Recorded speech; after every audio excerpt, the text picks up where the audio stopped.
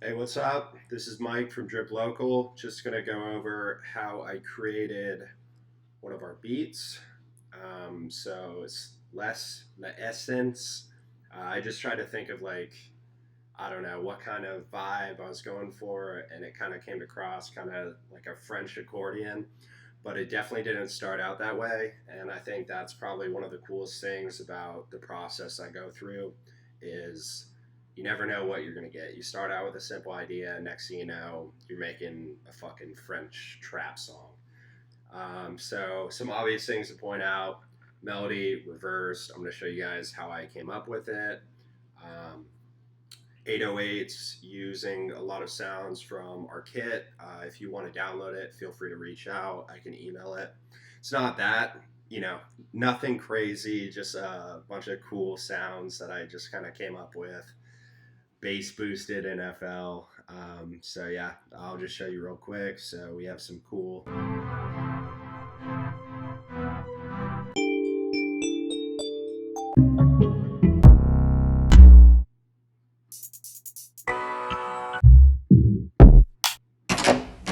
lot of cool sounds in here. So pretty small pack, 20 sounds. Got loops of melodies, 808s, hi-hats, and then one shots. So definitely reach out to us.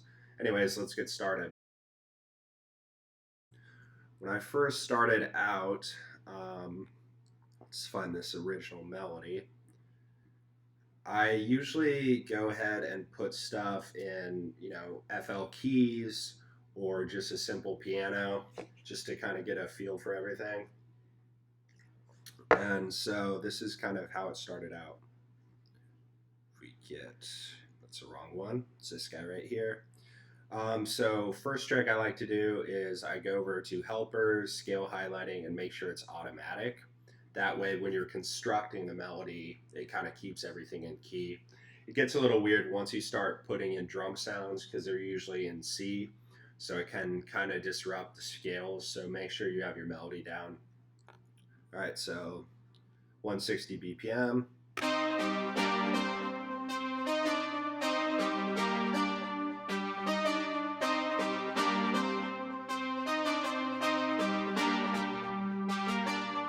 So I just thought it sounded a little bit cooler in reverse. Everyone's entitled to their own opinion, but yeah, I definitely thought it was cooler in reverse. So that's how it sounded right there. And then of course this is what it turned into. I'm gonna go ahead and play that.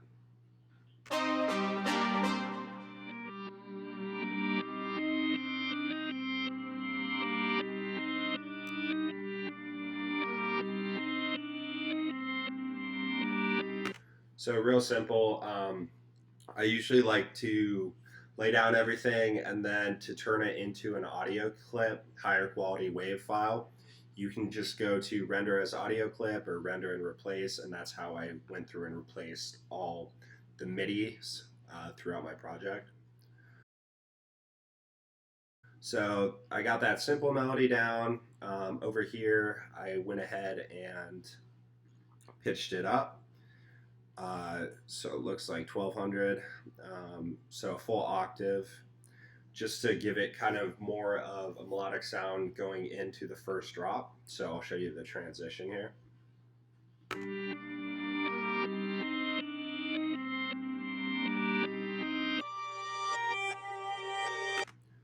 So the effects I have on here, um, for the main melody, just your average EQ taking out the low end, everything under about like 150.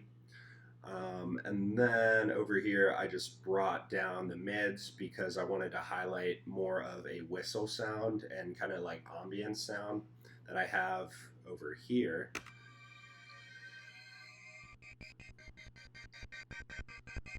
Okay, so have that, have the main melody, have the one I pitched up, and then I also have this guy over here.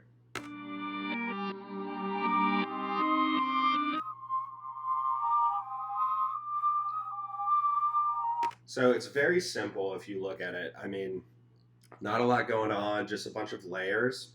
And in order to kind of get a full effect, I made sure to go ahead and pitch everything, or sorry, pan everything in different angles. So you want to make sure that if you're working on kind of like a spectrum of sound, you have no sounds clashing.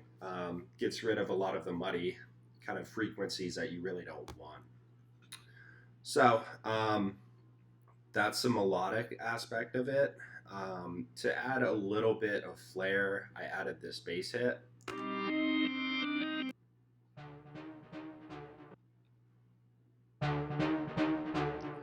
Kind of makes it a little bit harder.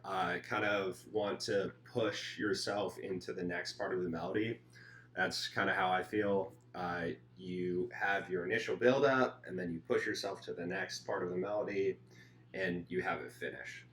Um, so that's a melodic part, and this is what it sounds like together.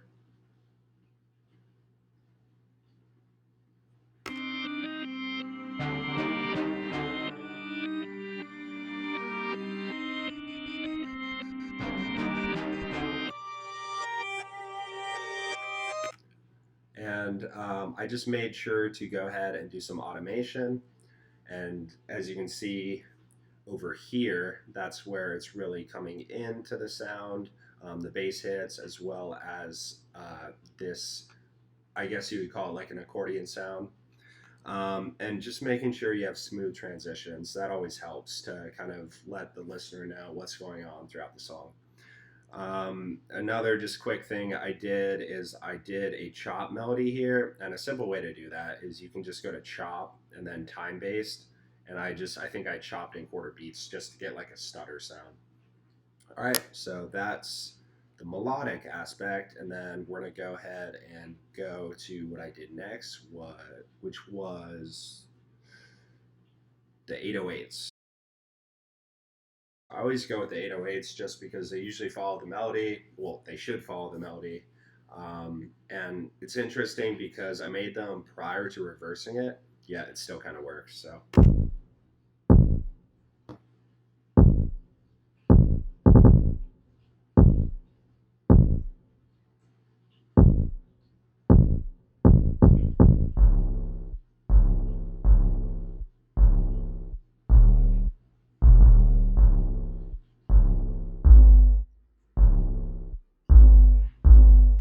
okay, so you notice how I have two patterns there. I think 808 variation is very important. First part is simpler and builds up into a more complex 808 that kind of has a lot more white noise behind it. It's actually this guy over here. The first one is this G bounce kick, and then the next one is this wavy 808. So, once again.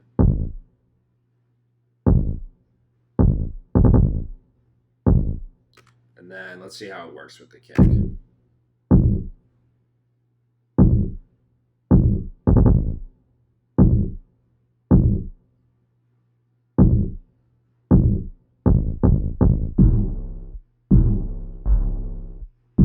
So let's look where I put everything. So as you can see here, I put the kick in channel 1, no effects on it. The deep 808, which is this G bounce kick, I have just your average EQ. It's taking out some of these lows, but really leaves all the highs over here. Of course, not disrupting the vocal aspect as well as the hats and the kick. Kind of melds a little bit together with the melody, but you can of course adjust it. Added some reverb on it, barely any wetness, mostly dry, very simple. Didn't really do too much with that. Some of the presets just work really well, and of course it's about how it sounds. And then over here, I did the same thing. I just copied everything over. A simple way to do that is go to File. You can save mixer track and then drag it. So moved it over there, and once again, this is all of it together.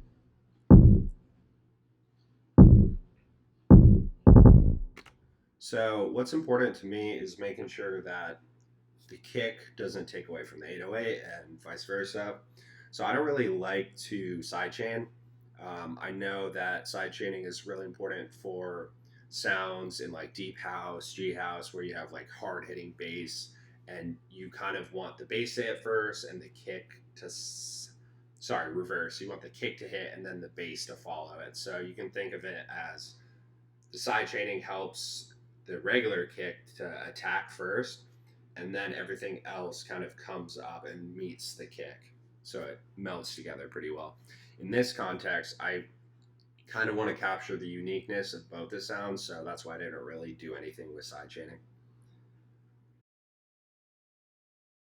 All right, so we did that, and this is where things got tricky. So, hat pattern, love doing hats.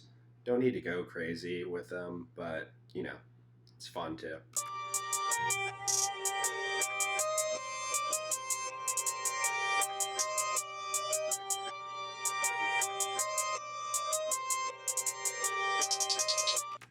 So, I really like to make sure that the hats are matching the true kind of tempo of the melody. So, just check it out.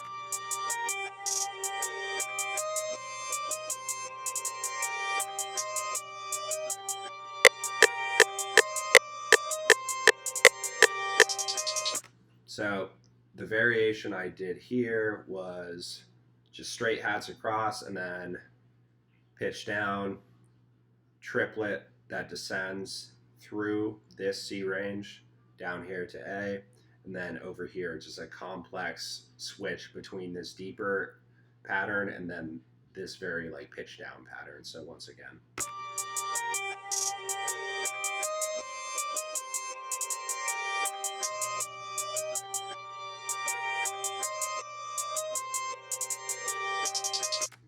Okay, so when I do patterns like hats, I just make sure that some of these parts where it gets all tricky doesn't necessarily hit too often to keep some variation. And so yeah, there's a hats, and then here is a snare. So this is the thump snare that's in our pack, and I went ahead and threw some reverb on it. Nothing too crazy, just a little bit of wetness. And as you heard there, I have it kind of mixed together with this clap. So it really gives it kind of that noise that it needs. So once again, here's it dry. Let me turn the effects off.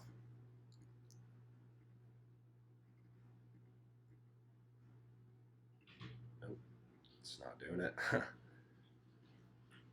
All right. So it's very much like a punchy snare, but we do want some of like the higher frequency aspects of the clap, which this captures. So once again, then reverb. And I have like a side hit that's pitched over to the left ear. Just a little bit of variation there. Then, of course, one of my favorite parts of this track is this guy, the kind of like one-shot snares.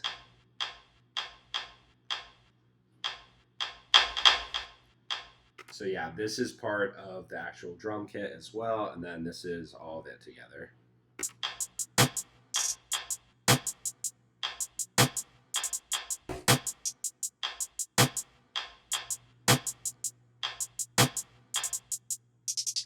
Then let's add the kicks.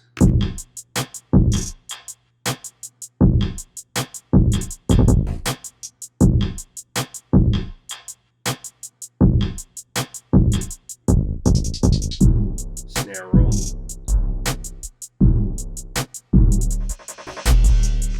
So that one I kind of wanted to be, more acoustic sounding. So I had this repeating open hat,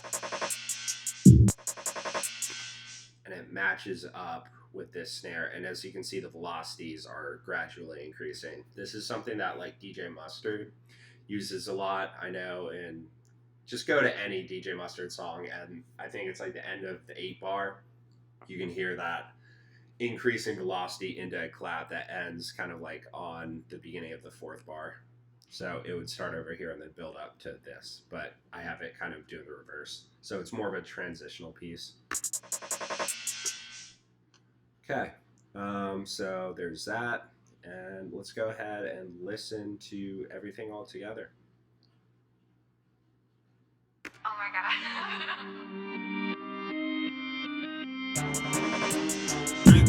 This is slow.